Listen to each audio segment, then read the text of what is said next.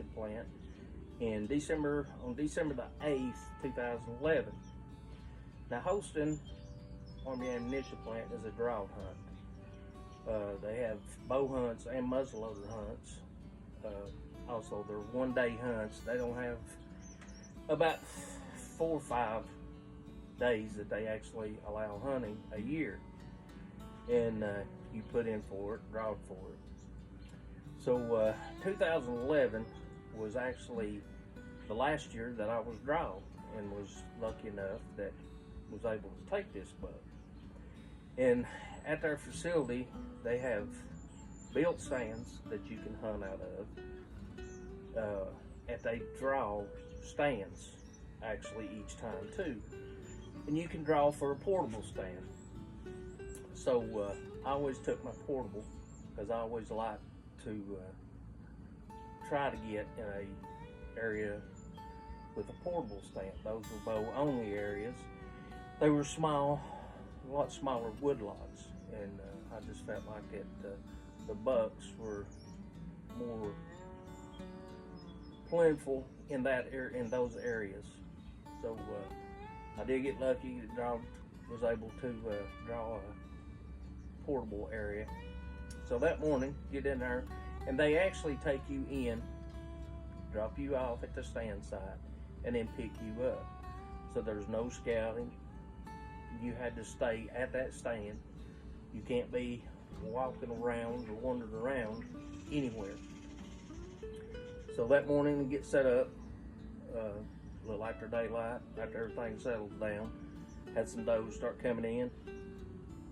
So one of the does got within shot. So I took a shot, hit the doe. And when I hit her, I wasn't 100% sure about the placement. I thought I'd put a good shot on her, but I thought it might have been a little far back. Well, she didn't go 15, 20 yards right below me. And I was sitting there watching her. Still had other does around me, and wasn't 100% sure I'd even hit her. So I just kept watching her, watching other deer around me, and finally she beds down. So that took a little worry off of me, but she had just bedded down. So after a little while, she finally laid on over. I heard her take her last breath. So I get down, clean her, then drag her to the road. Now they actually come by, check, and they told us if you kill one, just drag it to the road. Somebody come by and pick you up. So they come by, we go to the checking station, get her checked out, get everything done, get her iced down, so they issue me a buck tag. Now I left my stand there, because I know that I would be back, with them issuing me a buck stand. So I get back in there and get settled back down, and everything settles back down. Then after a little while, I hear something, look up, and here comes a bobcat down through there. And there was a log out from it, and that bobcat walked right down that log, right to where I cleaned that doe at. And that was the first bobcat too that I've ever seen out while hunting. And so after that, I'm sitting there just waiting. So on down later in the evening, about getting close to dark, I guess, he comes down through there about the same way that bobcat did. He gets out through there, and he gets within probably about 20 yards of me. So I shoot, and I can still to this day see that arrow fly and hitting this deer. And he runs behind me about the same place probably that doe fell. And he fell right there, right almost identical where she was at. All within my sight. I seen the whole thing.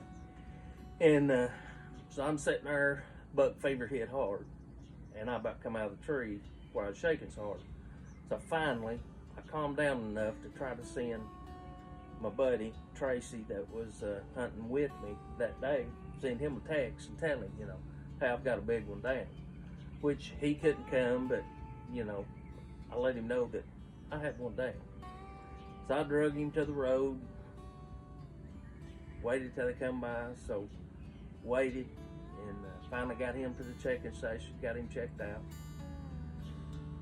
And then finally Tracy gets there, and then we celebrate there a little bit. And you couldn't take any pictures whatsoever anywhere there on that facility.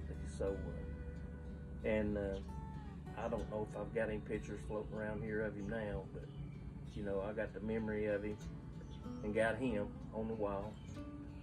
And thanks to Buck Tracts, I'll always have a video, and somebody always has a video.